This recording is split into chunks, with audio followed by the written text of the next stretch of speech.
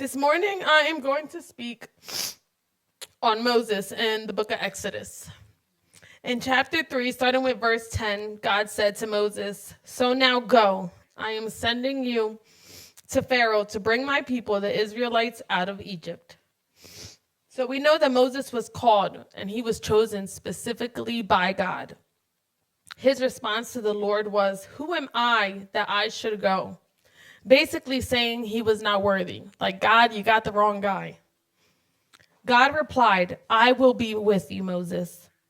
And Moses, in his doubt that he would be able to do what God himself called him to do. When you read it, he goes back and forth with the Lord, back and forth with the Lord. Sometimes we can question our God. We think too low of ourselves. We remember our past and the things we've done, but God will equip us to do exactly what he's calling to do as long as we walk in obedience to him. In verse 14, the Lord says, "I am who I am." This is what you'll say to the Israelites. "I am sent me to you." We know that from the moment God calls Moses to the moment of victory, there was hardship in between. It wasn't easy. It wasn't, "You're called, go to the church and it's going to be all dandy and fine, Pastor Orlando." It wasn't, "Moses, this is what you're going to do and it's going to be so easy. Just walk straight, grab the people and go." It wasn't that simple. There was hardship in between. And it was not that he was called to have an easy road. There were plagues, and it seemed like God maybe wasn't going to free the Israelites. We can see how Moses goes from questioning God and going back and forth with him. He said, "Who am I that I should go?" To later encouraging the people, being a shepherd and leading them to freedom, because we do have victory in Jesus, and they had victory. In chapter 14, verse 13, Moses answered the people, "Do not be afraid. Stand firm, for you will see the deliverance the Lord will bring to you today. The Egyptians you see today, you will never see again. The Lord will fight for you. You only need to be still." Then God fights on their behalf. The scriptures say he jammed up chariots that were coming against them. This encouraged the people to put their full trust first in God, but also in the shepherd and the servant Moses. Then, how beautiful it is to see in chapter 15, Moses worshiping alongside his people. They sang together, "I will sing to the Lord, for he is highly exalted. The Lord is my strength and my defense. He has become my salvation." This is them singing to the Lord. "Your right hand, Lord, shattered the enemy. Who among the gods is like you? Who is majestic in holiness, awesome in glory, and working wonders? Your unfailing love will lead the people who you have redeemed." Moses praised the Lord and gave him glory for all that had taken place. We see how Moses led the people through hardship. They saw miracles together, and he encouraged them the entire time to trust the Lord. What a leader Moses was, standing in the gap for his people, encouraging them, pushing them to keep going, and worshiping God alongside of them. Being a strong man of God and not being moved by the circumstances and the difficulties. He was moved by faith, and he trusts the Lord and walked in his calling. Reminds me of someone we all know.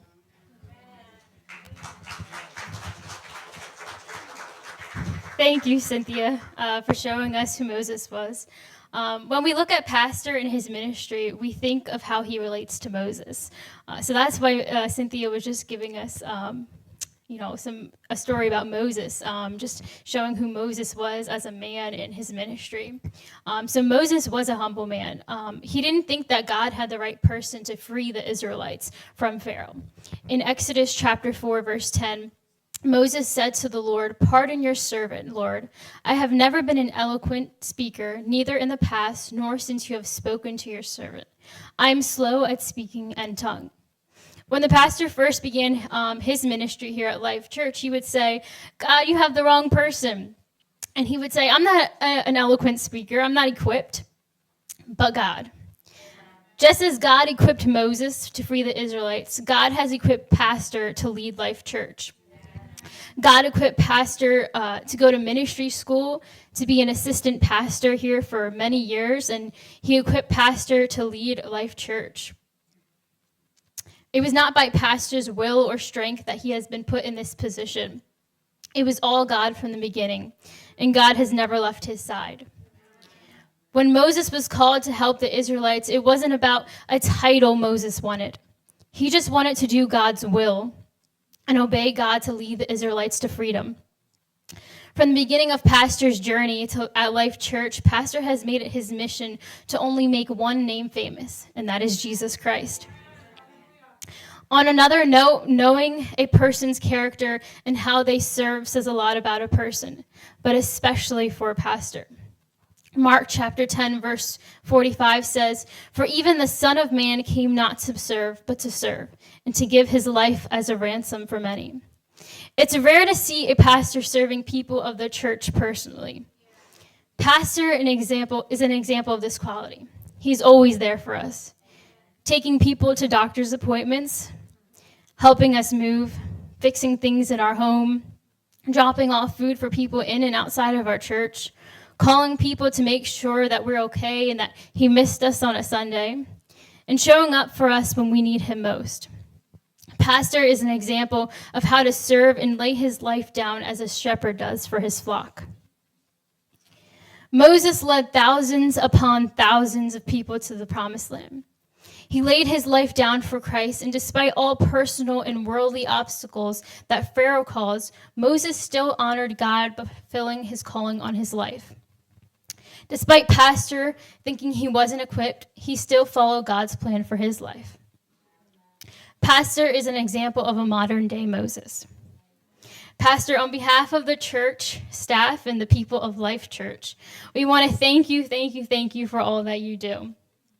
If some of you don't know, I'm also his daughter. So I also see it, he does so much here, but he also does so much behind closed doors in our home.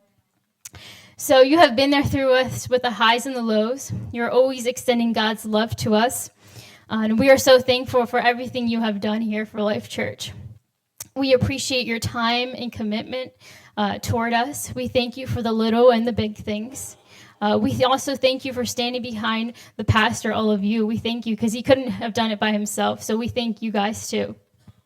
But most importantly, we thank you for lifting high the name of Jesus and pointing us all to Christ rather than man. We give all the glory and honor to God for leading this church and appointing you to shepherd us. So if we could have the prayer partners come forward. Today we honored Pastor and all that he has done, but we want to honor God because without him, we would all be hopeless. Without him, we would be led astray. God is the ultimate leader of this church, and we thank him for extending his mercy, his grace, and direction toward us. If you do not know God and you believe he has a calling on your life like Pastor did, please come up for prayer. God can reveal his calling on your life as well. I believe in this room, there's a generation of people who resemble people in the Bible like David, a man after God's own heart. Esther, a woman who was not afraid to stand up for her faith and people. Paul, whose life was transformed and he laid his life down for sharing the gospel. If you want to give your life to Christ and live a life for him, please come up. And these prayer partners will lead you in the best prayer you would ever have. We just also, before we close out in prayer, we want to remind you that there is some cake back there. So please enjoy before you go out. Don't run out too quick. If we could have Pastor close this out. I wanted to say thank you so much. I am truly humbled and blessed for your appreciation of the things that I do here, but I can't do this on my own.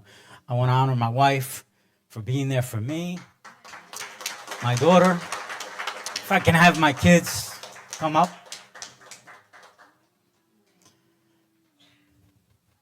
This is my family, if you didn't know.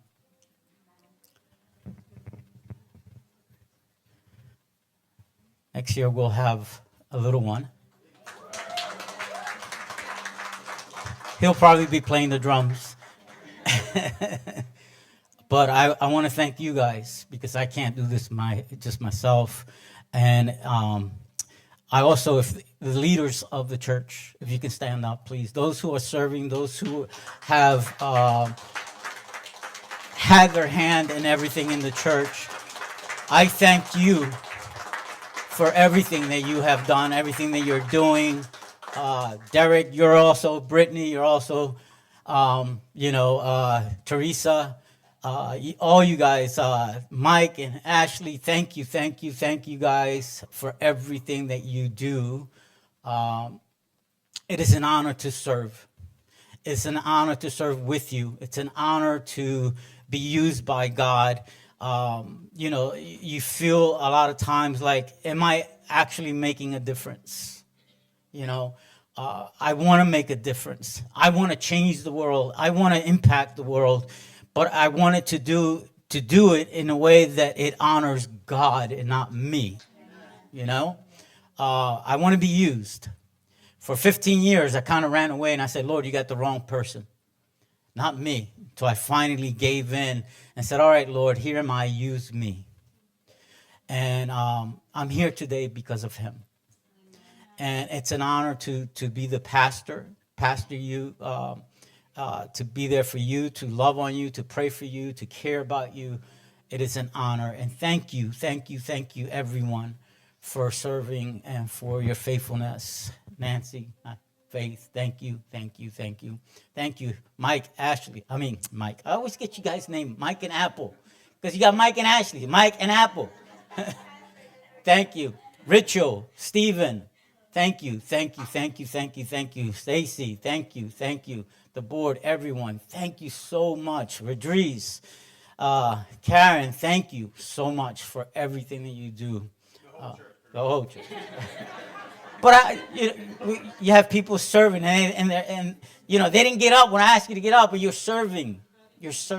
Betty, yes. Thank you so much for your faithfulness.